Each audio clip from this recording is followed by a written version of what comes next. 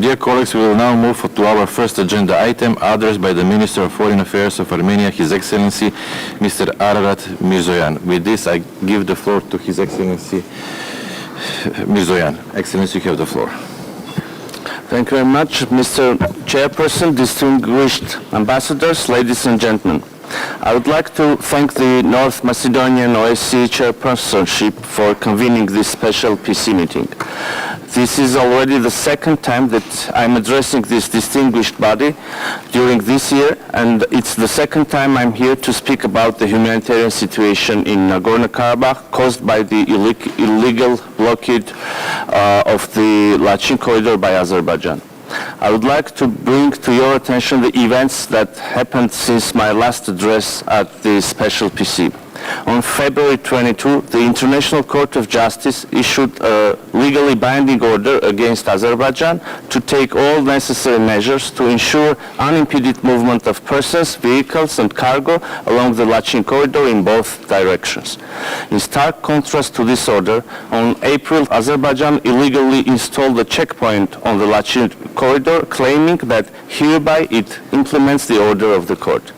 On June 15, Azerbaijan went further, fully blocking the corridor by banning any access to Nagorno-Karabakh, even humanitarian, including the International Committee of Red Cross.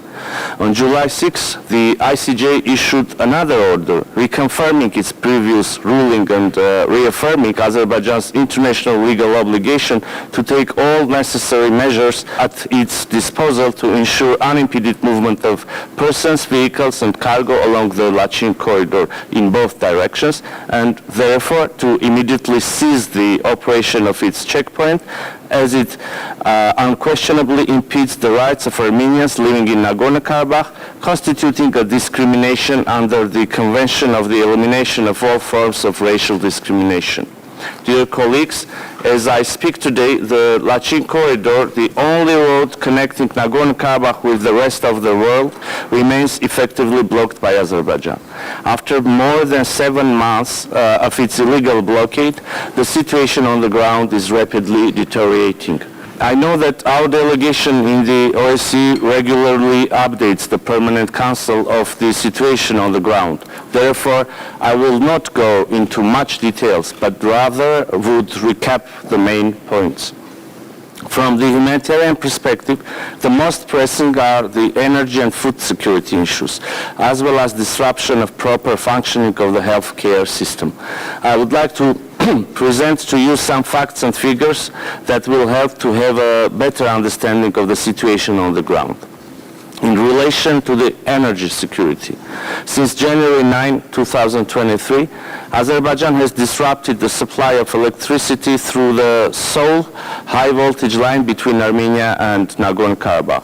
There have been daily 6-hour power outages, almost 50% decrease in electricity consumption, and depletion of local electricity production and supply systems. Starting from December 13, 2023, Azerbaijan periodically and since March 21 almost continuously has been interrupting the only gas supply from Armenia to Nagorno-Karabakh, thereby deepening the energy and humanitarian crisis. Due to the diminishing availability of fuel and other essential resources and full interruption of supplies from Armenia, almost all agricultural work as well as functioning of other sectors of the economy has halted. Furthermore, the transport system is also paralyzed, with public transportation, including the inter-community one, to stop functioning in the coming days, while private transportation has come to a standstill long ago. Due to the acute lack of fuel, the internal public transportation of the capital city of Stepanakert functions only with 2 buses serving over 60,000 people. In relation to food security, the suspension of all humanitarian supplies since June 15, coupled with the gradual utilization of limited domestic stocks, has resulted in an acute food shortage and closures of shops. Prior to the blockade, around 90% of all consumed food was imported from Armenia. And with every passing day, the people of Nagorno-Karabakh don't receive 400 tons of essential goods. Furthermore, by using force and the threat of force, Azerbaijan continues to obstruct agricultural activities on approximately 10,000 hectares of land adjacent to the contact line, which constitutes a significant portion of the total cultivated land. As a result, today the people of Nagorno-Karabakh are on the verge of hunger and starvation. The illegal blockade resulted in violation of other fundamental rights of the people of Nagorno-Karabakh, including the right to health care, as due to the lack of fuel, the work of the healthcare system is also affected, being often unable to organize even emergency transportation of patients to local hospitals. Daily power outages and fuel shortages have severely impacted the operation of medical equipment, leading to the decrease in the volume and quality of healthcare services. The growing shortage of medications and medical supplies, coupled with the ban on transporting medical patients to Armenia, poses an increasing threat to people's lives and well-being. Due to the lack of essential food and vitamins, approximately 2,000 pregnant women, around 30,000 children, 20,000 older persons and 9,000 persons with disabilities are struggling to survive under conditions of malnutrition.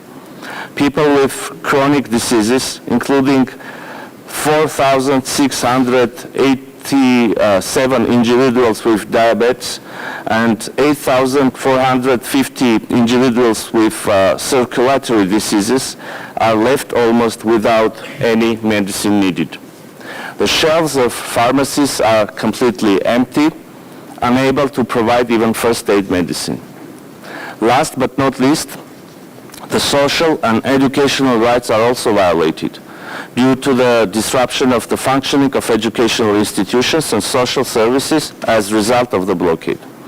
In light of this humanitarian catastrophe, we cannot remain silent and indifferent, but should act decisively and without delay to prevent the looming tragedy.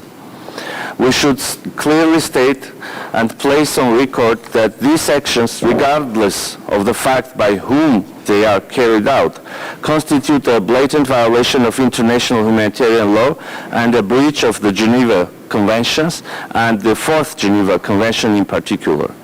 It is incontestable obligation of the states to ensure, and I quote, the free passage of all consignment of essential foodstuffs, clothing and tonics intended for children under 15, expectant mothers and maternity cases, and allow the free passage of all consignment of medical and hospital stores intended only for civilians. End of quote. These deliberate actions of Azerbaijan cannot be called otherwise than illegal and inhuman.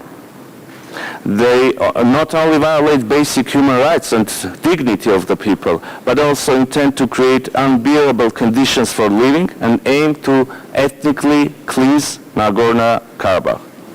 Mr. Chairperson, I would like to now turn to the political and security dimension, and would like to reiterate that Armenian side is committed to continue its efforts for normalization of relations and opening a new era of peace in our region. Taking this opportunity, I would like to highlight the importance of the negotiations mediated and facilitated by our partners. We appreciate their efforts and dedication to the peace agenda and better future for our region. We are convinced that durable peace in the region is possible, and it's possible if the sides show utmost willingness to address the root causes of the conflict. In this regard, the issue of rights and security of the Armenian population of Nagorno-Karabakh is a key. As stated recently by the Prime Minister of the Republic of Armenia, we are ready to recognize Azerbaijan's 86,600 square kilometers, which includes Nagorno-Karabakh, however, with the understanding that the issue of the rights and security of the Armenians of Nagorno-Karabakh must be discussed within a framework of an international mechanism through Stepanakert-Baku dialogue. The respect of territorial integrity of Azerbaijan should not, and could not be anyhow misinterpreted and used as a license for ethnic cleansings in Nagorno-Karabakh. For understandable reasons, I cannot go into much details regarding the ongoing discussions and would like to just reaffirm our readiness to engage in good faith and in finding solutions to extremely complex and sensitive issues and situations. One of the most important issues in these negotiations relates to the mutual recognition of the existing interstate borders. According to the Almaty Declaration of 1991, the administrative borders of the former Soviet republics of Armenia and Azerbaijan were recognized as interstate borders. Armenia advocates having a clear borderline to avoid any future territorial claims and exclude the possibility of use of force for materializing those claims.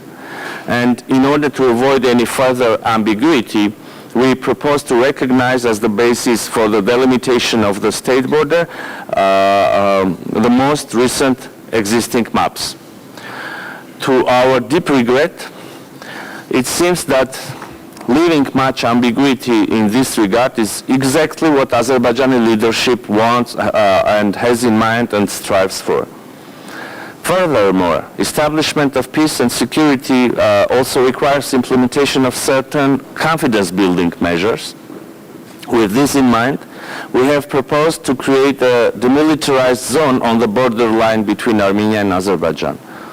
Our suggestion is to relocate the forces to the borderline defined in the 1975 USSR General Staff maps and start discussions on modalities of the mentioned demilitarized zone or distancing of forces. Unfortunately, the Azerbaijani side is still hesitant to engage in these discussions, and the proposal of the Armenian side on mechanisms which was provided to Azerbaijan in written form more than a year ago has not been even considered. Another issue of the negotiations agenda is related to unblocking of regional transport and economic links. Being a landlocked country and having closed borders with 2 out of 4 of our neighbors, Armenia is very much interested in pursuing this agenda with the clear understanding that all communication links shall operate based on the sovereignty and national jurisdiction of the countries and according to the principles of equality and reciprocity. The progress achieved in the last 3 years on this issue gives us some optimism to pursue our vision on the Armenian, as we call it, Armenian crossroad. At the same time, we see that in parallel with conducting negotiations on normalization of relations with Armenia, Azerbaijan consistently engages in actions on the ground that lead to worsening of the situation in and around Nagorno-Karabakh. In his speech of May 28, President of Azerbaijan Ilham Aliyev himself publicly confessed his real intentions and reluctance to properly address the issue of guarantees of rights and security of the people of Nagorno-Karabakh. I would just refer to some messages from his speech, and I quote, "The border checkpoint established on the border on April 23 should be a lesson for Armenians living in the Karabakh region today. We are about to take the last step in our plans, and that step will be taken. I have no doubt about that. I'm telling them again from here, from the land of Lachin, which they had been exploiting for many years and were engaged in illegal settlement, that their book is closed. My representative went and held the first meeting with them. And then we invited them to Baku to talk. They refused to do that. After that, we invited them to Baku for the second time, representatives of the Armenian minority living in Karabakh. They refused that too. There will be no third invitation. Either they will bend their necks and count themselves, or things will develop differently now." End of quote. These statements, along with the failure by Azerbaijan under various false arguments to implement the legally binding decision of the ICJ and violation of its commitments under the November 9 and 2020 trilateral statement, are revealing and clearly illustrate the real mindset of the Azerbaijani leadership and their stance regarding the issues related to and resulting from the Nagorno-Karabakh conflict. The statements and actions of Azerbaijan equally reveal the lack of adherence to the international law and calls of the international community. Mr. Chairperson, I would like to now turn to the issue of Armenian prisoners of war and other captives that are still kept in Azerbaijan in captivity 3 years after the 44-day war. Azerbaijan refuses to return all the Armenian prisoners of war and civilian captives. According to the data confirmed by Azerbaijan, 33 people, including 3 civilians, are still kept hostage in Baku. Moreover, on 26th of May this year, after the meetings in Brussels and Moscow, 2 more servicemen of the armed forces of Armenia who were delivering provisions and water to combat outposts were abducted by the armed unit of Azerbaijan, which illegally crossed the state border of Armenia. On July 7, they were sentenced to 11.5 years of imprisonment. This is yet another violation by Azerbaijan of the international humanitarian law and trilateral statement from November 9, 2020.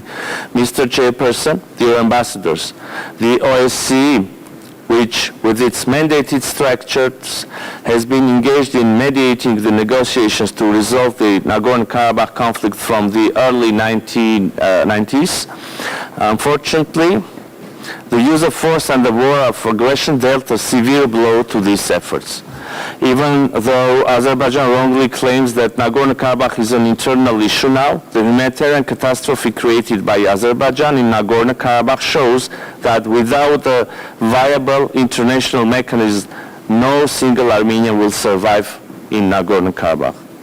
Although talks with Azerbaijan continue, further deterioration of the situation on the ground in Nagorno-Karabakh risks to seriously harm the ongoing political process. Thus, all the partners interested in peace and stability in South Caucasus should take concrete actions.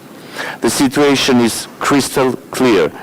Pressuring Azerbaijan to open the Lachin corridor will greatly contribute to the peace perspectives of our region. Concluding my speech, I would like to alarm you once again that the humanitarian catastrophe in Nagorno-Karabakh deteriorates with every passing hour. The current situation on the ground requires urgent attention of the international community. Needs assessment mission to Nagorno-Karabakh by relevant international organizations and humanitarian assistance to the affected population is of utmost importance. Armenia expects the Azerbaijani side to restore freedom and security of movement of persons, vehicles and cargo in line with the previously reached agreements through the Lachin corridor, to implement the order of the International Court of Justice issued on 22nd of February 2023 and reconfirmed on 7th of July 2023, to provide humanitarian access to Nagorno-Karabakh and cooperate with relevant international organizations, particularly with the United Nations agencies, to resolve any outstanding issues related to or resulting from Nagorno-Karabakh conflict exclusively through peaceful means. Thank you very much for your attention.